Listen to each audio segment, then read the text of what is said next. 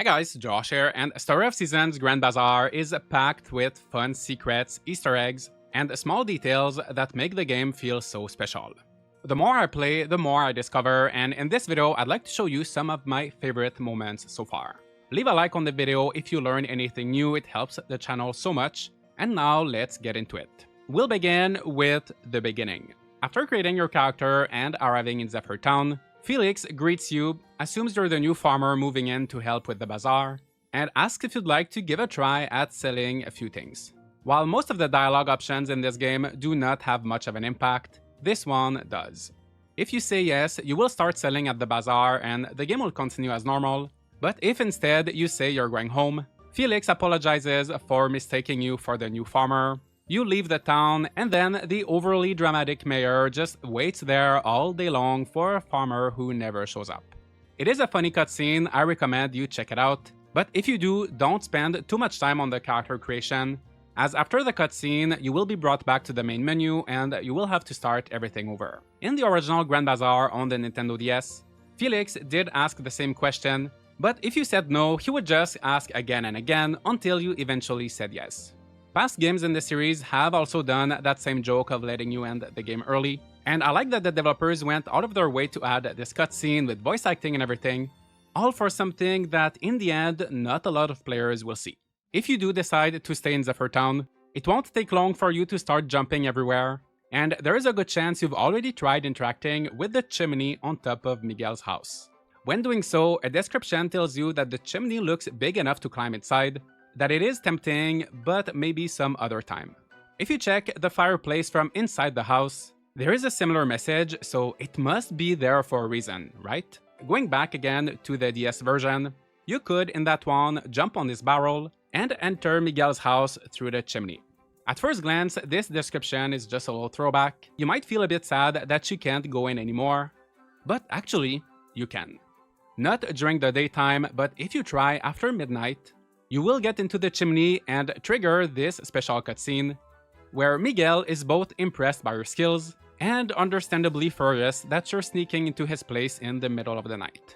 It seems like it is always the same cutscene every night, so I don't think there's any more to it, but it is a nice addition that should please any player who has fond memories of Miguel's chimney.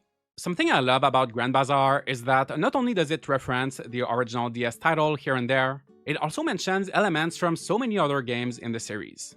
For example, in one of the first relationship events with Jules, he tells you about a book that he just picked up from the city. He gives you a summary, and basically it's this protagonist who is shipwrecked onto an island, where they stumble across a town and become a farmer. This might sound very generic or vague, as nowadays there are so many farming sims starting with a shipwreck, but it is not very common in this series, and this plot is pretty much the beginning of Harvest Moon Island of Happiness.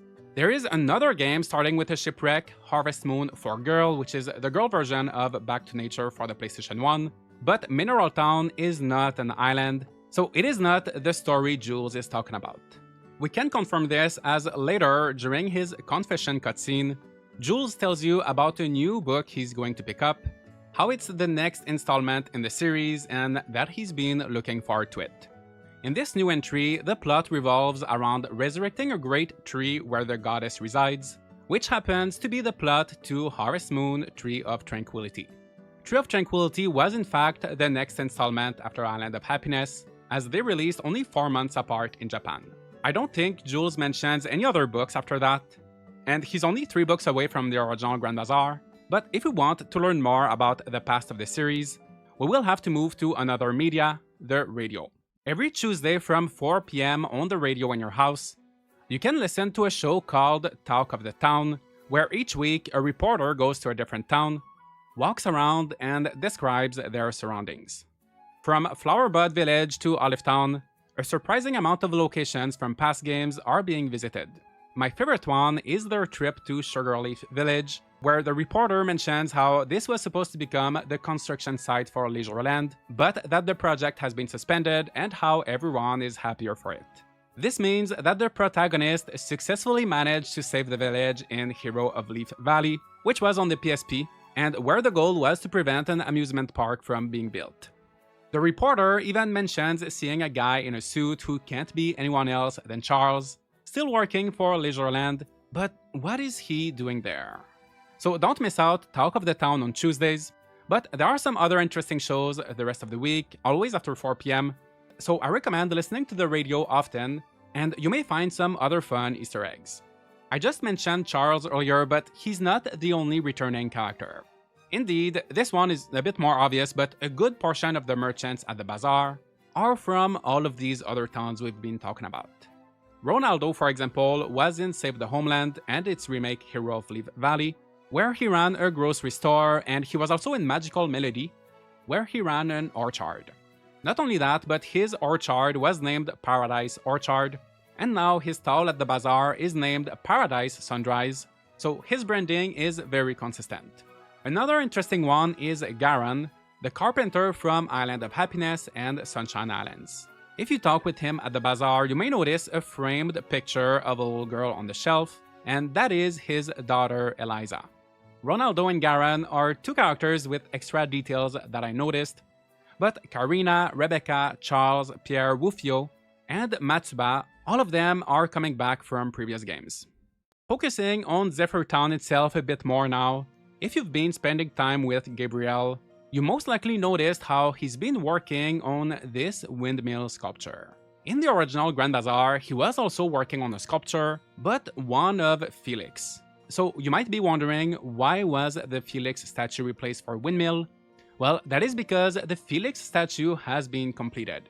Just ignore the fact that it went from wood to bronze. After all, even the best projects can change direction along the way. The pose is the exact same, and considering how Felix commissions most of his art from Gabriel, such as the portrait in his office, it is fair to assume this is the statue he made for him in the original game.